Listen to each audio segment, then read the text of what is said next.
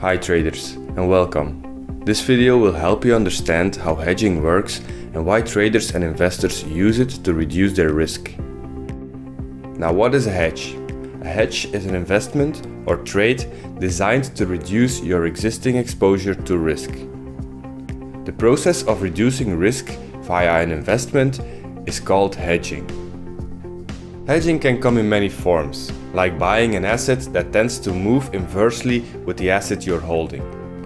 Now, a hedge that removes all risk from a position, except the cost of the hedge itself, is referred to as the perfect hedge.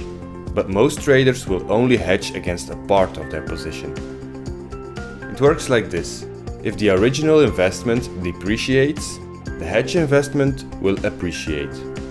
It's like taking on an insurance policy.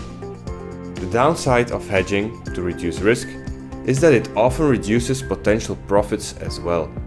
When the asset moves in the direction of the original position, the hedged position will be in red, and so the overall profits will be smaller. Now, there are multiple different ways of hedging. We have hedging through diversification, for example. Diversifying a portfolio to reduce certain risks can be considered a hedge. In other words, spreading out your risk. Or purchasing assets that are inversely correlated with a vulnerable asset in your portfolio. In the event of an adverse price movement in the vulnerable asset, the inverse correlated asset should move in the opposite direction, acting as a hedge against any losses. Or even opening an opposite order on the same asset.